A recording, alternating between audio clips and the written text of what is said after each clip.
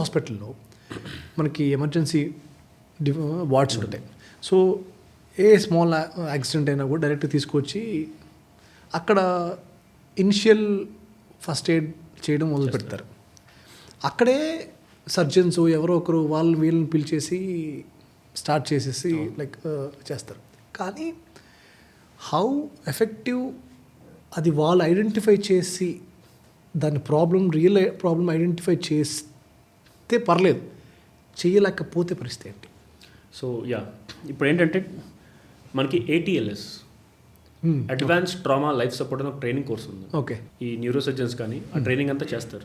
అదే బేసిక్ ట్రామాలో ఎలా రెస్పాండ్ అవ్వాలి అనేది ఒక ట్రైనింగ్ అనమాట. సో ఆ ట్రైనింగ్ కోర్స్ చేసిన వాళ్ళు అందరూ ఎమర్జెన్సీ ఫిజిషియన్స్ కానీ అందరూ ఆ కోర్స్ చేసి పేషెంట్ డీల్ చేస్తారు. ఓకే.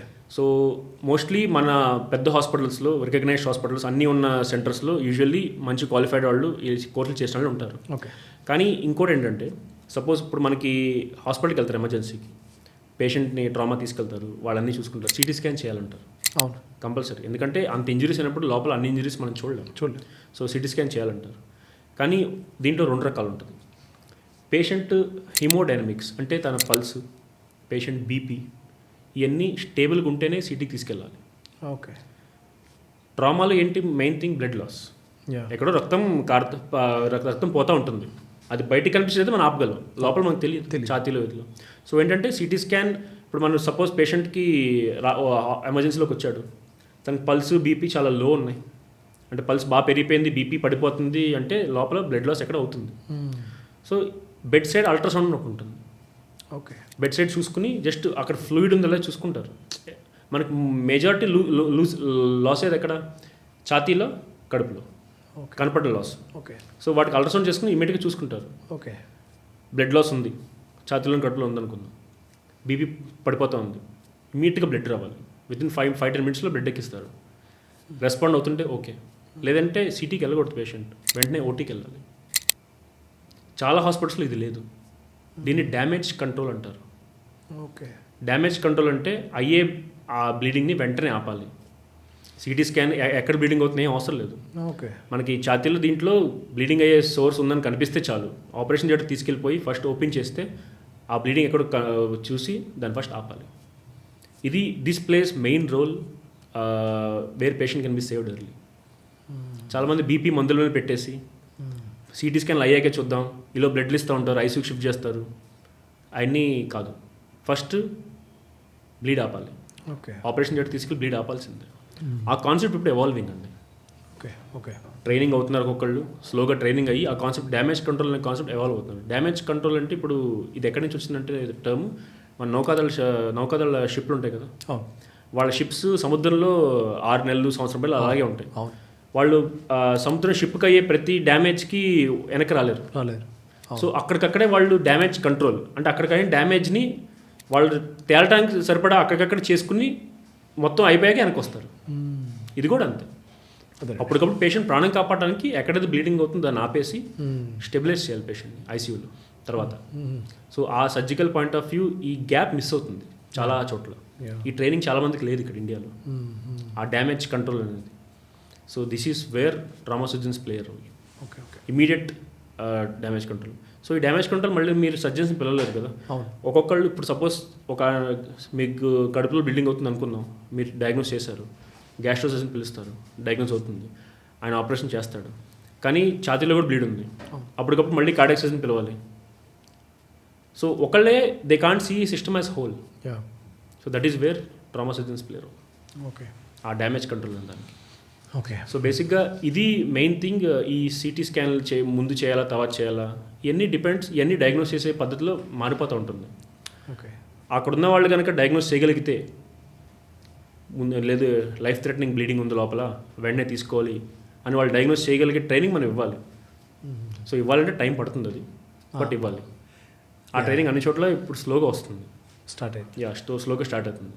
ఇప్పుడు నేను పనిచేసే హాస్పిటల్ కూడా నాకు తెలిసింది అందరికీ ట్రైనింగ్ ఇస్తాం. ఓకే. అది. సో మీరు మ్యాండేటరీగా ఎమర్జెన్సీ కేర్లోనే మీరు ఉండాలి. మ్యాండేటరీగా ఎమర్జెన్సీ కేర్లో అవైలబుల్ ఉండాలి. మ్యాండేటరీ 24/7. ఎందుకంటే ట్రామా ఎప్పుడు వస్తుందో తెలియదు, యాక్సిడెంట్ ఎవరు వస్తుందో తెలియదు. సో ఎప్పుడు ట్రామా వచ్చినా రెడీగా ఉండేలాగా ఉండాలి. 24/7 365 days. Oh Yeah. But every హాస్పిటల్లో ఈ kind of thing doctors necessity అనేది నెసిటీ డెఫినెట్గా ఉందండి. డెఫినెట్గా ఉంది గవర్నమెంట్ కూడా గుర్తిస్తుంది స్లోగా. ట్రామా సెంటర్స్ని సెటప్ చేసే ప్లాన్లో చాలా మంది ఉన్నారు. ఓకే యా, ట్రామా సెంటర్స్ వస్తున్నాయి. ఈ ఎయిమ్స్లో వస్తాయి ట్రామా సెంటర్స్, ఓకే వస్తాయి ట్రామా సెంటర్స్. ఎందుకంటే మనకి ఉన్న కొద్దీ రోడ్స్ పెరుగుతున్నాయి, యా వాహనాలు పెరుగుతున్నాయి, పెరుగుతున్నాయి. అవును స్పీడ్ పెరుగుతుంది జనాలది, అవును అన్నీ పెరుగుతున్నాయి. మీరు చెప్పినట్టు సెల్ ఫోన్లు చూస్తా, మీరు కార్లో అంటున్నారు. నేను ప్రతిరోజు హాస్పిటల్కి వెళ్ళే దారిలో బైక్ సెల్ ఫోన్ చూస్తా డ్రైవ్ చేస్తాను. అదే అదే సెల్ ఫోన్లో మెసేజ్ చేస్తా, వన్ హ్యాండ్తో డ్రైవ్ చేసి యూటర్న్ కూడా తిప్పుతున్నారు జనాలు. Very dangerous driving, very very dangerous. Dangerous. అసలు నడితే గూగుల్ మ్యాప్స్ పెట్టుకుని కూడా చూడటం తప్పు తప్పు. డ్రైవింగ్లో. అంతే. మన కండిషన్ ఎప్పుడు రోడ్ మీద ఉండాలి. ఫ్రాక్షన్ ఆఫ్ సెకండ్సే కదా, ఫ్రాక్షన్ ఆఫ్ సెకండ్స్ అంతే, లైఫ్ అంతా మారిపోతుంది. లైఫ్ అంతా మారిపోతుంది. సో అది కూడా తప్పు. వినాలి, వాళ్ళందుకే వాయిస్ పెట్టింది గూగుల్ మ్యాప్స్లో. మన అది ఎవరు పట్టించుకోరు. రైట్, చూస్తూ డ్రైవ్ చూస్తూ చేస్తారు. ఇవన్నీ ఉంటాయి.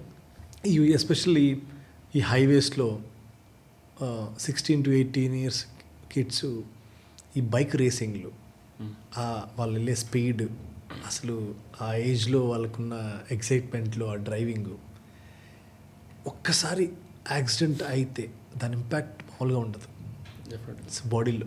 సో ఎక్కడికి సో ఇదైపోతాయి. నేను ఒక యాక్సిడెంట్ నేను వీడియోలో చూశాను సార్. ఈ ఫ్లిప్ కొడుతున్నప్పుడు ఈ తిరిగి ఈ నెక్ మీద పడుతుంది. సో ఈ ఈ మనం పడ్డం వల్ల ఈ పార్ట్ చాలా సెన్సిటివ్ అనేది విన్నాను. So what is this neck which అంటే ఆ ఏరియాలో ఎంత ఎఫెక్టివ్గా పడితే మనం వాట్ విల్ హ్యాపన్? సో బేసిక్గా మీకు రెండు చెప్తాను, బైక్ కార్ రెండు చెప్తాను. ఓకే.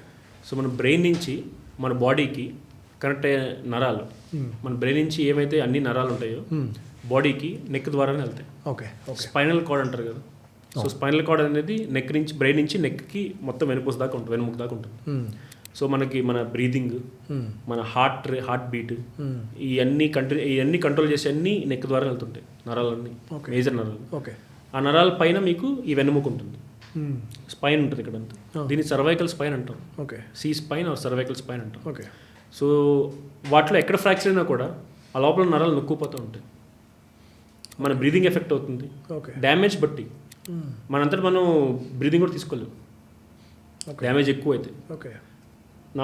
2 కాళ్ళు 2 చేతులు మొత్తం చచ్చిపడిపోతాయి డ్యామేజ్ ఎక్కువ ఉంటే. నెక్ కనుక డ్యామేజ్ అయితే 2 కాళ్ళు 2 చేతులు జీవితాంతం చచ్చిపడిపోతాయి. మళ్ళీ ఏం చేయలేము, వెనక్కి తీసాలి. Nerves damage is permanent damage ఉంటుంది. అండ్ అది కాకుండా ఏంటంటే మనకి బ్రీదింగ్ ఎఫెక్ట్ అవుతుంది. ఆ బ్రీదింగ్ నరాలు కట్ అయితే బ్రీదింగ్ ఎఫెక్ట్ అవుతుంది. పేషెంట్ లైఫ్ లాంగ్ వెంటిలేటర్ మీద ఉంటారు, బతుకుంటారు కానీ వెంటిలేటర్ మీద ఉంటారు. ఒక్కోసారి ఈ బీపీ కంట్రోల్ చేసే నరాలు ఎఫెక్ట్ అవుతాయి. సో బీపీ మెయింటైన్ చేయడానికి లైఫ్ లాంగ్ మళ్ళీ మందుల మీద పెడతారు. వాళ్ళ లైఫ్ నరకంగా ఉంటుంది. ఓకే. చాలామంది 5 ఏళ్ళు 6 ఏళ్ళు 10 ఏళ్ళు అలా ఇంట్లో వెంటిలేటర్ కొనుక్కుని బెడ్ మీద ఉంటారు. ఇంకా జస్ట్ కాళ్ళు చేతులు అన్నీ చచ్చిపడిపోతాయి. ఎందుకంటే మనకు నరాల కంట్రోల్ని ఇక్కడి నుంచి. సో అందుకే నెక్ ఈజ్ వెరీ ఇంపార్టెంట్. బైక్లో ఎస్పెషల్లీ మన హెల్మెట్ వేసుకున్నా కూడా హెల్మెట్ వెయిట్కి కూడా అవ్వచ్చు. మీరు హెల్మెట్, సీట్ బెల్ట్ అనేది డెఫినెట్గా మన ప్రాణాలు కాపాడడానికి, కానీ వాటి వల్ల జరిగే ఇంజరీస్ కూడా ఉంటాయి. ఓకే. సీట్ బెల్ట్, హెల్మెట్ వల్ల కూడా ఇంజరీస్ జరుగుతాయి. ఓకే. వాటి వల్ల జరిగే ఇంజరీస్ కూడా ఉంటాయి. హెల్మెట్ వెయిట్ వల్ల సర్వైకల్ స్పైన్ మీద ఎఫెక్ట్ పడుతుంది, నెక్ మీద ఎఫెక్ట్ పడుతూ ఉంటుంది. హెల్మెట్ పగిలి అవి గుచ్చుకుని కూడా ఎఫెక్ట్ అవుతూ ఉంటుంది. ఓకే. కళ్ళకి ఎఫెక్ట్ అవుతూ ఉంటుంది, అవి ఉంటాయి. కాకపోతే లైఫ్ థ్రెటనింగ్, బ్రెయిన్ డ్యామేజ్ అవ్వకుండా హెల్మెట్ కాపాడుతుంది డెఫినెట్గా. అందుకే హెల్మెట్ డెఫినెట్గా పెట్టుకోవాలి. ఇంకొకటి మన కార్లో సీట్ బెల్ట్ వేసుకున్న వాళ్ళకి తేడా అదే. వేసుకోకపోతే ఏంటి, ఆ మొమెంటంకి మనం ముందుకెళ్ళిపోతాం, మన బాడీ ముందుకెళ్తుంది, హెడ్ వెనకాల ఉంటుంది. సో ఈ నెక్ ఇలా వెనక్కి ముందుకు ఎక్స్టెండ్ అవుతూ ఉంటుంది. ఈ ఎక్స్టెండ్ అయినప్పుడు స్ట్రెచ్ అయ్యి ఫ్రాక్చర్లు అవుతూ ఉంటాయి. ఓకే. సో ఆ ఫ్రాక్చర్ వల్ల కూడా మీకు మళ్ళీ పెరాలసిస్, డ్యామేజ్లు అంతా అవుతూ ఉంటాయి. సీట్ బెల్ట్ పెట్టుకుంటే ఈ బాడీ వెనక్కుంటుంది, ఓకే, కానీ హెడ్ ఇలా ముందుకు వస్తుంది. అంతే కదా, ఇది బెల్ట్ పట్టేసుకుంటుంది, హెడ్ ఇలా ముందుకు వస్తుంది. సో ఈ ఇంజరీస్ ఉంటాయి మళ్ళీ. అండ్ సీట్ బెల్ట్ ఇక్కడ మొత్తం గట్టిగా పట్టుకుంటుంది కదా, ఛాతీలో, కడుపులో కూడా ఇంజరీస్ అవుతాయి, పేగులకి ఇంజరీ అవుతుంది, ఇవన్నీ అవుతాయి. కాకపోతే మన మెయిన్ డ్యామేజ్ బ్రెయిన్, హెడ్ తల కొట్టుకోకుండా ఆ డ్యామేజ్ ఆపుతుంది. బట్ ఈ ఇంజరీస్ కూడా ఉంటాయి. Okay, this can be curable, but this can be curable కానీ ఇన్ టైం తీసుకొస్తాను. ఎందుకంటే దీని కూడా లోపల బ్లీడింగ్ అవుతుంది, active bleeding. So in time తీసుకొచ్చి మనం ఓపెన్ చేసే బ్లీడింగ్ కంట్రోల్ చేయాలి. అందరికీ అవుతుందని కాదు, it all depends on the speed, ఎలా గుద్దారు, ఎంత ఫోర్స్లో గుద్దారు, ఎలా ఆగారు, అన్నీ డిపెండ్ అవుతుంది. It will vary. ప్రతి యాక్సిడెంట్ డిఫరెంట్ అండి, ఎవ్రీ యాక్సిడెంట్ ఇస్ డిఫరెంట్.